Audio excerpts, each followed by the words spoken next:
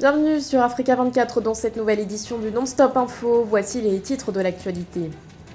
La dissolution du Conseil supérieur de la magistrature en Tunisie, une résolution prise par le président Kais Saied, un tour de vis supplémentaire vivement contesté, notamment par les Nations Unies. Focus sur la problématique du raffinage illégal au Nigeria, un fléau particulièrement criant dans l'état du Delta où la population souffre de problèmes respiratoires. Et puis le bilan de la 5e édition du Forum des entreprises africaines en Éthiopie, un événement organisé dans la capitale, Addis Abeba, en marge du sommet de l'UA. Les détails à suivre dans ce journal. Mais tout d'abord, la Côte d'Ivoire se prépare à accueillir un exercice militaire annuel dans le cadre de la lutte contre le terrorisme. Cette opération organisée par le commandement des États-Unis pour l'Afrique se déroulera du 15 au 28 février prochain. L'Africom qui précise par ailleurs dans un communiqué que cet exercice doit réunir plus de 400 militaires provenant de divers pays, du Cameroun et du Niger notamment, mais aussi de la France ou encore du Royaume-Uni. Objectif, d'après ce même document, je cite, « renforcer la capacité des principaux pays partenaires de la région à lutter contre les organisations extrémistes violentes, à collaborer au-delà des frontières et à assurer la sécurité de leur population ». Nouvelle mesure forte du président Kais Saied en Tunisie. Le chef de l'État a annoncé ce 5 février la dissolution du Conseil supérieur de la magistrature en évoquant des problèmes de corruption et de partialité. Une mesure largement décriée, et notamment par les juges, comme nous l'explique ce sujet de Philomène. L'institution indépendante chargée de nommer les juges en Tunisie a été dissoute par le président de la République Kais Saied le 5 février 2022. Selon le chef de l'État tunisien, cette décision est motivée par l'accentuation de la corruption et de la partialité caractérisant le Conseil supérieur de la magistrature. Je pense que la difficulté du président tunisien, c'est que tout le système est contaminé, pour ne pas dire aux mains de Nada. Donc cette manière de procéder est justifiée. Je pense que malheureusement Kais Saied arrive vers véritablement une situation d'impasse. Il a tout à fait raison sur le combat mené, mais la manière de le mener pose un problème. Il va récolter les erreurs commises parce que ça renforce le camp adverse, ceux qui le combattent. Après l'annonce du président Kais Saied de dissoudre le Conseil supérieur de la magistrature, la réaction des juges la contestant ne s'est pas fait attendre. Il s'agit d'une décision inconstitutionnelle et illégale qui s'apparente selon eux à une tentative d'influence politique néfaste sur le pouvoir judiciaire. La Tunisie est en profonde crise politique et la crise institutionnelle, la crise politique, la crise financière, tout cela est en train de faire exploser le pays. Tous les dangers sont aujourd'hui réunis. Il y a eu la mainmise depuis 11 ans par Nada de l'appareil judiciaire. En conflit avec la justice depuis fin 2021. Le chef de l'État Kais Saied n'a cessé de fustiger les décisions de l'organe judiciaire, dénonçant une lenteur et des entraves dans le traitement de certains dossiers, comme celui de l'homme politique et avocat tunisien de la gauche, Chokri Belaïd, assassiné en 2013 alors qu'il menait une campagne ardue contre le parti islamiste Ennahda au pouvoir à l'époque. Dans l'actualité également, le signe d'un réchauffement des relations diplomatiques entre le Rwanda et le Burundi. C'est du moins ce qu'a laissé entendre le président rwandais Paul Kagame qui a annoncé ce 8 février la normalisation des relations entre les deux États dans un proche avenir. Autre annonce du chef de l'État, la fin prochaine des problèmes d'insécurité à la frontière commune. Rappelons que les deux pays avaient déjà effectué des gestes d'ouverture par le passé. À titre d'exemple, la rencontre entre les ministres des Affaires étrangères rwandais et burundais en octobre 2020. Il est le premier producteur de pétrole en Afrique, mais il est aussi ravagé par la pollution pétrolière. Au Nigeria, les autorités ont lancé une offensive contre les raffineries de pétrole illégales dans l'état du Delta situé au sud du pays. Un fléau aux conséquences néfastes pour la population. Corinne Kamdem. Dans le delta du Niger, le brut a pénétré les sols jusqu'aux nappes phréatiques. Depuis le début de l'exploitation pétrolière, il y a 64 ans, la pollution détruit cette région du sud-est du Nigeria. L'eau est souillée, la pêche et l'agriculture impossible. Les populations de cette région font également face à un autre fléau, le raffinage illégal du brut volé. C'est un processus connu localement sous le nom de co-fire. Selon les autorités, il aggrave la pollution de l'air dans le delta et cause des problèmes respiratoires à certains habitants comme Grace et Kang. Je prends du Visoprime tous les jours pour m'aider à dégager ma poitrine. J'ai réalisé que nous avions des douleurs à la poitrine, des maux de tête. Et si nous éternuons, c'est pire. Le mouchoir blanc devient noir. C'est un véritable problème pour nous. Le taux de chômage élevé dans le delta du Niger a fait du raffinage illégal du brut une activité attrayante. Il s'agit d'extraire illégalement du brut d'un labyrinthe de pipelines appartenant à des majors pétrolières et de le brûler à haute température dans des réservoirs de fortune. Nombreux sont les contrevenants qui avouent pratiquer cette activité faute de mieux. Nous n'avons pas d'autre alternative pour subvenir à nos besoins, sinon nous aurions arrêté. Certains groupes environnementaux essaient de convaincre le gouvernement fédéral de financer des petites raffineries moins chères et simples à gérer dans l'espoir de créer des emplois et de mettre fin au raffinage illégal du pétrole. On ne détruit pas ces sites, on les démantèle. Et il faut les éliminer de manière appropriée pour que le processus soit respectueux de l'environnement afin de ne pas contribuer à la pollution. Mais la méthode qu'emploient actuellement les autorités n'est pas bonne. Ils y mettent le feu et utilisent des engins de terrassement pour détruire les sites. Tout le brut qu'on y retrouve se déverse dans l'environnement, le polluant davantage. L'armée nigériane affirme avoir saisi 637 500 litres de carburant raffiné illégalement, 950 000 litres de pétrole volé et 96 réservoirs de stockage dans le delta du Niger au cours des 2 premières semaines de janvier 2022. Les autorités ont lancé une offensive contre les contrevenants en début d'année. Depuis, 128 des 142 sites de raffinage illégal identifiés par les autorités de la région de Port Harcourt ont été détruits. Comment accompagner davantage les jeunes entrepreneurs camerounais? La question était au centre d'une audience tenue entre Ferdinand Gongo, ministre d'État et secrétaire général de la présidence de la République, et l'homme d'affaires Tony Elumelu.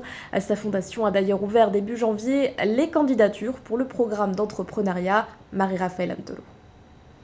L'attractivité de l'investissement au Cameroun pour des opérateurs économiques à la dimension panafricaine et mondiale est une conviction forte affichée par le milliardaire Tony Elumelu. Venu assister à la finale de la CAN Cameroun 2021, Tony Elumelu, président du groupe bancaire panafricain UBA, du groupe d'investissement EAR Holdings, a été reçu en audience ce lundi 7 février 2022 par le ministre d'État, secrétaire général de la présidence du Cameroun, Ferdinand Gongo.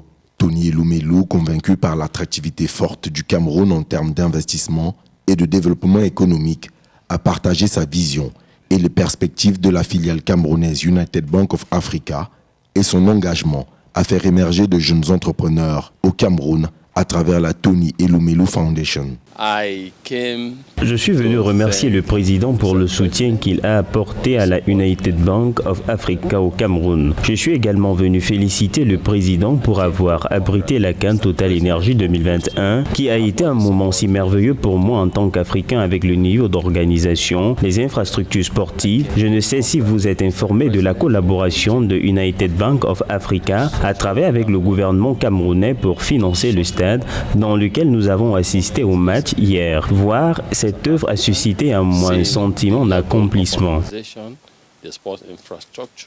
En 2021, plus de 213 Camerounais ont bénéficié d'une bourse de la Tony Elumelu Foundation, portant à plus de 675 entrepreneurs camerounais ayant bénéficié du financement de ce fonds des entrepreneurs doté de 100 millions de dollars.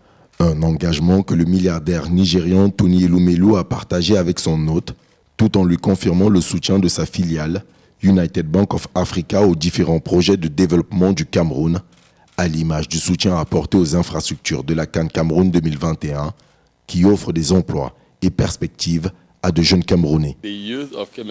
La jeunesse camerounaise a bénéficié de notre fondation. Et dans cette audience, j'ai présenté au secrétaire général de la présidence le projet qui a permis à 678 Camerounais de bénéficier du programme d'entrepreneuriat de la fondation Tony Elumelu. Comme vous le savez, chaque année, nous donnons $5,000 aux jeunes entrepreneurs bénéficiaires du programme. Et donc, les 670 Camerounais ont, à titre individuel, bénéficié d'une dotation de $5,000 de la fondation Tony Elumelu. Ces fonds sont octroyés dans le but de leur permettre de prospérer, mais aussi de les rendre autonomes financièrement. Tony Elumelu a tenu à féliciter le président camerounais Paul Biya pour l'organisation réussie de la 33e édition de la Coupe d'Afrique des Nations 2021. Un argument de plus, selon lui, pour convaincre de l'attractivité de l'investissement et de son engagement au Cameroun. Et c'était un sujet de Marie-Raphaël Antolo, commenté par Thierry Ndassa. Après le sommet de l'Union africaine, Addis Abeba a accueilli un autre événement notable, la 5e édition du Forum des entreprises africaines organisée ce 7 février. Une édition qui cette année a mis l'accent sur le secteur aérien et le tourisme, durement impacté par la crise sanitaire. Reportage de notre correspondante Elise-Flore Kenimbeni.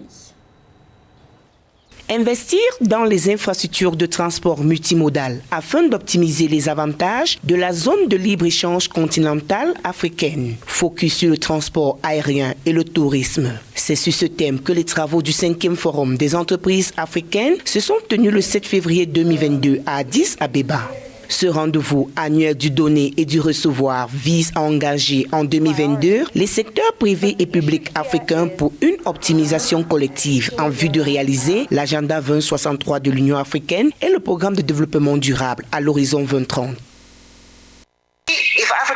Si l'Afrique doit se développer et se construire davantage, nous devons regarder le secteur des services. Et quand on parle de services, oui, nous connaissons tout le secteur bancaire. Et l'on se focalise très vite dessus. Pourtant, il y a 2 autres secteurs que nous oublions. D'après la Commission économique pour l'Afrique, l'implication des investisseurs privés cette année est cruciale au vu de la crise financière induite par la Covid-19. Il est impératif que le secteur privé soutienne le transport aérien en particulier dans un contexte de financement public limité. L'Afri-Exim Bank compte apporter sa pierre à l'édification de ce projet. Nous accordons une attention particulière à toutes ces choses que l'on peut faire pour faciliter l'implémentation de la zone libre-échange. Et nous avons étudié les contraintes que les infrastructures jouent sur le commerce intra-africain. Si nous voulons élargir nos coûts en termes de commerce, il faudra construire les routes, les chemins de fer, les ports, ainsi de suite. Mais nous avons pris connaissance qu'il sera nécessaire de prendre une approche de courte, moyenne et longue durée. La session d'une journée de l'Africa Business Forum qui a réuni des chefs d'État, chefs d'entreprise, experts et autres acteurs clés en présentiel et virtuel s'est apaisantie sur comment réglementer et faciliter le tourisme intra-africain. La 5e édition du Africa Business Forum a aussi permis d'évaluer la faisabilité de cette initiative qui appelle à une véritable mobilisation de ressources financières et matérielles. Alors que la CAN 2022 vient de se clôturer au Cameroun, cette compétition a été l'occasion de démontrer le savoir-faire de tout un continent. Mais en Afrique, la question du financement de l'industrie sportive se pose, question à laquelle souhaite répondre l'Agence française de développement avec un investissement de 4 millions d'euros. Reportage de notre correspondante Viviane Bauken. L'économie du sport en Afrique, une problématique qui constitue un véritable enjeu pour le développement économique et social du continent. Les réussites du sport en Afrique se confrontent à la problématique de la monétisation lors de grands événements. Le sport contribue aux ressources du continent à hauteur de 0,5% du PIB.